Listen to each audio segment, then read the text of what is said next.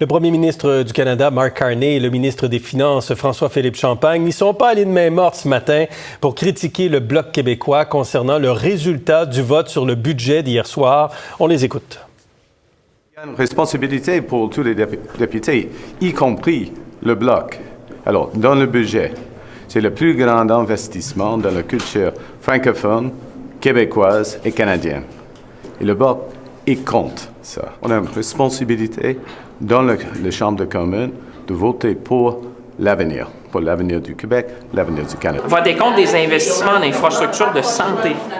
Je ne comprends pas ceux qui aujourd'hui peuvent se lever et aller voir leurs commettants et leur dire on a voté contre. Avec nous, Yves-François Blanchet, le chef du Bloc québécois. Bonjour, M. Blanchet. Bien le bonjour. Même si le gouvernement n'a pas répondu spécifiquement à vos attentes puis à vos demandes, il y a quand même des choses qui étaient pour le Québec dans le budget. Est-ce que vous auriez pas dû regarder davantage ce qu'on proposait dans le budget et voter en faveur de ce budget? J'ai l'impression qu'il n'y a personne qui a regardé davantage que nous ce qu'il y avait dans le budget. On avait fait des demandes précises, mais je veux réagir aux commentaires. C'est pas banal. On a un premier ministre d'une démocratie du G7 qui dit « On n'a pas le droit de voter contre le gouvernement. Taisez-vous et votez avec nous. Je suis fâché. Vous n'avez pas voulu jouer à mon jeu. » Mais notre travail à nous, d'opposition, qui sommes les seuls députés du Québec qui ne prenons pas nos ordres de Toronto ou d'Edmonton, c'est de présenter des demandes consensuelles. Puis là, je vous les rappelle grossièrement, l'accès à la propriété en ayant du crédit pour les ménages qui achètent une première maison, la fin de la discrimination pour les retraités de 65 à 75 ans, qui sont essentiellement les plus démunis de cette catégorie-là, les transferts en santé parce que ça coûte de plus en plus cher et le fédéral ne suit pas avec sa contribution. C'est très consensuel, c'est les priorités des Québécois. Et l'entièreté de nos demandes, non seulement était bonne pour l'ensemble du Canada, mais coûtait moins cher que le 10 milliards par année que les libéraux mettent dans le pétrole et le gaz jusqu'en 2040. Donc, on a tout à fait raison de dire voici ce que sont nos demandes et on a été très franc, très honnête, très transparent. Mais vous dites non, on votera contre, voilà. Mais M. Carney dit « Jamais on a fait un investissement aussi important dans la culture québécoise et francophone. Jamais on a investi autant dans l'électricité propre. » Il parle d'Hydro-Québec souvent comme étant cette société d'État qui va pouvoir profiter du crédit d'impôt sur l'électricité propre. Et M. Champagne parlait des investissements en infrastructure en santé. Puis vous l'avez même mentionné ce matin, le port de Gaspé, le port de Saguenay, il y a d'autres projets également. Et dans les projets d'intérêt national, il y a le port de Contrecœur, puis il y a le projet de Nouveau Monde Graphite. Tout ça, c'est au Québec, M. Blanchet. Ça ne méritait pas un appui du Bloc québécois? Je reviens sur deux des sujets que vous avez mentionnés. En culture, il y a 3 problèmes majeurs. Le gouvernement a renoncé à plus d'argent que ses investissements en abolissant à la décision personnelle du premier ministre la taxe de 3 % sur les multinationales d'Internet et leurs revenus au Canada. Mais ça, c'est à cause de la relation avec les Américains là, qui est extrêmement complexe. OK, donc c'est pas de sa faute. Donc, tous ces échecs multipliés en tarifs où ça s'est empiré, en commerce où il n'est même pas capable de parler au président, en finances publiques où il arrive avec un déficit de 80 milliards puis il s'est fait taper ses doigts par le directeur parlementaire du budget, dont il a dit d'ailleurs après, on va le clairer, on va en mettre un qui est plus docile. C'est ces échecs à lui présentement, de ne pas être capable de s'entendre avec aucun des partis au Parlement parce qu'il ne veut pas faire de compromis. Il est minoritaire. C'est ça la décision des Québécois et des Canadiens. C'est ça qui vous choque, qu'il n'ait pas tendu la main aux partis d'opposition? Oui, je pense qu'il aurait été plus intelligent parce que, vous savez, d'ici à ce que les crédits soient adoptés, puis la fin du processus, là, il y a le comité qui va se pencher là-dessus, il y a encore un paquet de votes. Et à défaut de s'être fait un partenaire qui va se rendre au bout du processus avec lui, ces crises d'angoisse vont continuer encore pendant des mois. Dieu merci, on n'ira pas en élection avant un long moment parce qu'on a tous des activités qui sont autre chose au fait. Ouais. L'autre affaire, c'est odieux, là. C'est odieux.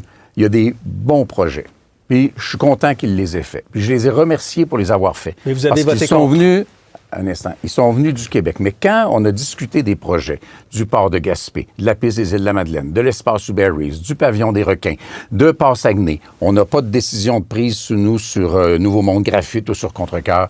J'ai dit expressément aux libéraux, Ne mettez pas ça dans le budget pour que je vote pour le budget. Vous annoncez, là, vous pourriez annoncer n'importe quand des bons projets pour le Québec. Si vous mettez les bons projets pour le Québec pour acheter nos votes, ce sera non. Ils le savaient. OK. Je le leur ai dit. En même temps, M. Et ça Blanchet, ne change pas le fait qu'un budget est un exercice national pour le Québec, Oui. national pour l'ensemble du Canada. On peut pas juste dire, j'ai 3 affaires que je demandais dedans, alors je vais voter pour. Et vous savez quoi?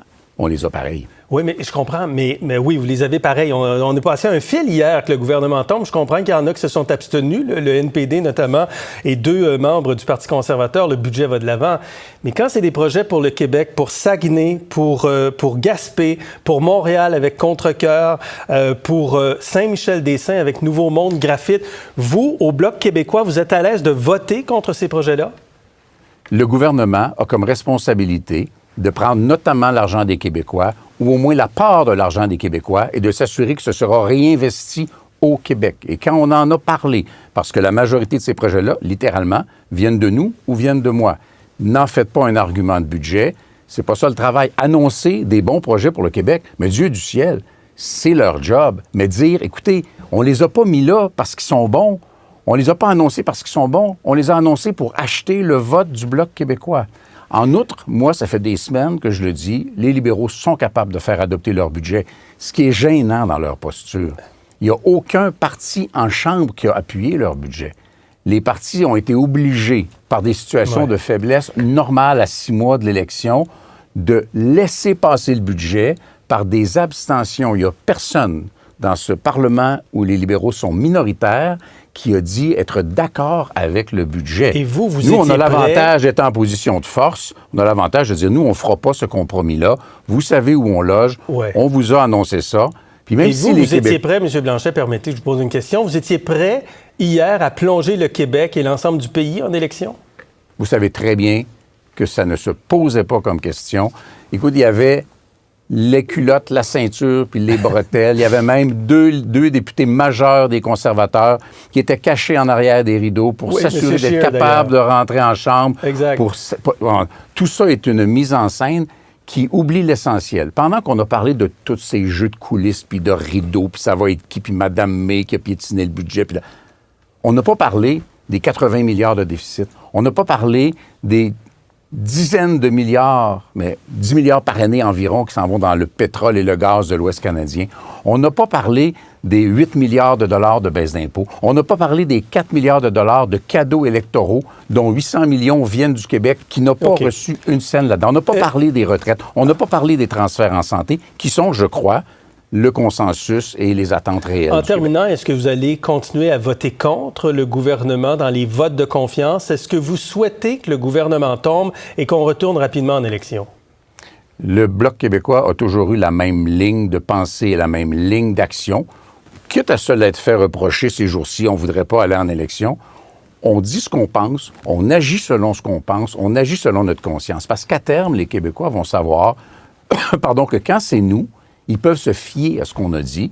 Et il y a un prix politique à payer, peut-être, parfois. Je le crois pas, je le crains pas présentement, mais il n'y a pas de risque pour le gouvernement dans un avenir prévisible. Mais je pense qu'en ne faisant pas une entente sérieuse avec un parti sérieux et en ne modifiant pas son budget, il se magasine du trouble à chaque semaine, puis ces crises d'angoisse au monsieur sont pas finies. Là. Et vous seriez prêt à une entente avec le Parti libéral? Vous savez, on s'en va en comité, et le comité où nous avons la balance du pouvoir, soit consentant avec les libéraux, soit consentant avec les conservateurs, a le pouvoir de modifier le budget. Hier, c'était pas la fin de l'exercice budgétaire, c'était le début. Okay. On s'en va en comité, bien. Ça va durer quelques semaines, quelques mois, et on a encore l'occasion, avec de la bonne foi, moins de petites crises de colère ou de ministres qui sautillent en avant des caméras, d'améliorer le budget et de faire quelque chose qui sera bon pour le Québec et pour le Canada, tant mieux. On va suivre ça avec intérêt. Et François Blanchet, merci beaucoup d'avoir été avec nous aujourd'hui. Au plaisir. Vraiment une attaque frontale. Hein? On l'entendait de M. Carney ce matin, de M. Champagne également, qui visait spécifiquement le Bloc. Est-ce que vous comprenez ça, Maïka? Oui, bon, je pense que je comprends la colère du Parti libéral, mais en même temps, ce que M. François Blanchet dit, c'est quand même vrai, c'est-à-dire un parti a le droit de ne pas voter pour le budget, a le droit d'être souverain là, dans ses décisions. Moi, ce qui m'intéresse, c'est particulièrement quand il a expliqué qu'il savait très bien qu'on n'allait pas aller en élection parce qu'il savait qu'il y avait des députés qui auraient voté pour le budget, donc ou qui se seraient abstenus, donc le budget allait passer. Donc il n'avait pas l'odieux d'amener le Canada en élection. Puis donc je pense que en termes de choix politique, comme il dit, je pense que ça a plus payé que ça a coûté le Bloc québécois. Parce qu'effectivement, on va le revoir, l'image d'Andrew Scheer. Andrew Scheer, qui est ce député conservateur, qui était dans les rideaux hier pendant le vote du budget, qui s'est présenté à la dernière seconde finalement pour aller enregistrer son nom. Parce qu'au bout du compte, on se rendait compte que le gouvernement n'allait pas tomber. C'est particulier quand même, Alain. Oui, c'est assez sarcastique, rigolo, surprenant d'Andrew Scheer qui connaît très bien les procédures, surtout qui a tenté d'évoquer qu'il y avait eu des problèmes techniques avec son téléphone pour voter. Là. Ça, c'est des grandes histoires que chacun dit lorsqu'il veut prendre la parole à l'écran pour essayer de se rattraper parce que, en tout cas, moi, tout le long que j'ai été au Parlement canadien, j'ai jamais eu de problème avec le système de vote. Là. Ça s'est toujours très, très bien fait. Donc, bon, ça fait rien de très, très glorieux pour Andrew Scheer. Ouais. Ça se rajoute sur le tas là, de l'image qui projette en ce moment. Sur le Bloc, qu'est-ce que vous en pensez? Est-ce que le Bloc a eu raison de voter contre, malgré tout ce qui est décrit par M. Champagne, M. Carney, pour le Québec? Alain? Je pense que ce que M. Carney voulait imager, c'est qu'ils sont les seuls qui n'ont pas voulu protéger ou éviter qu'il y ait une élection en mettant peut-être 1 ou 2 députés qui s'abstenaient comme les autres partis. Donc, ils ont voulu jouer la ligne dure. Puis bon, je pense que c'est de bonne guerre en même temps. Ils ont gagné sur toute la ligne. La réalité, c'est que le gouvernement a fait adopter un budget sans zéro compromis. Ils ont forcé les partis d'opposition à voter contre, à ne pas faire tomber le gouvernement. Et là, ils ont comme 1 an devant eux pour mettre en déployer leur vision puis leur budget qu'ils ont. Puis bon, et François Blanchet, c'est le jeu très partisan en disant, ben on a des éléments qu'on aime, des éléments qu'on n'aime pas, qu'on vote pour, on vote contre. Il peut toujours dire qu'il y a quelque chose qu'il a aimé ou qu'il n'a pas aimé à l'intérieur du budget. Donc, honnêtement, moi, ça me fait sourire. Là, j'ai joué dans le jeu lorsque j'étais à la Chambre des communes et même le Parti conservateur va être gêné dans certains cas là, de dire à leurs citoyens qu'ils ont voté contre des mesures qui étaient intéressantes pour leurs citoyens. Il y a une bataille au Québec quand même entre le Bloc québécois principalement et le Parti libéral du Canada. Est-ce que Mark Carney essaie de convaincre les Québécois en parlant presque d'abord aux Québécois au lendemain de ce vote-là, de lui donner une majorité si jamais il devait y avoir par hasard une nouvelle élection, Maïka? Bien, tout à fait. Là, en ce moment, on voit qu'il essaie de rattraper sa stratégie parce qu'il y a 1 an, quand il y avait eu la défaite dans la salle Aymar-Verdun et que le Bloc avait remporté, je pense que le Parti libéral a dû faire une petite réflexion sur... On sait tous que l'Ontario fait gagner un parti ou pas, mais c'est le Québec qui fait qu'un parti va être majoritaire ou minoritaire. Puis les libéraux, au Québec, leur ennemi principal, c'est le Bloc québécois. Donc, il aurait fallu prendre en compte un peu plus cette relation-là avec le Québec, avec le Bloc québécois au Québec, parce que finalement, leur adversaire, c'était les conservateurs. Tout le long de la campagne, c'est les conservateurs. Tout le long de la première année, c'est les conservateurs.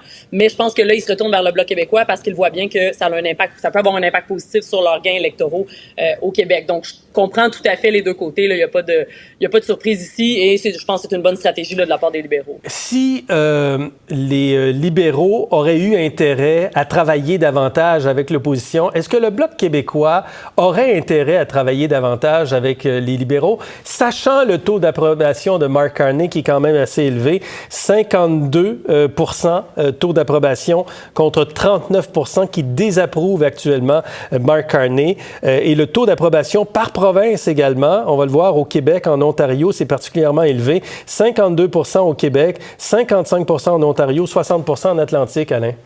Oui, bien, je pense que il joue sur une ligne mince, Yves-François Blanchet, parce que il mentionne souvent qu'il représente les intérêts du Québec, mais à ce que je sache, il s'est pas entendu avec le gouvernement du Québec, François Legault, sur ce qu'il souhaitait voir nécessairement dans le budget, sur chacun des éléments.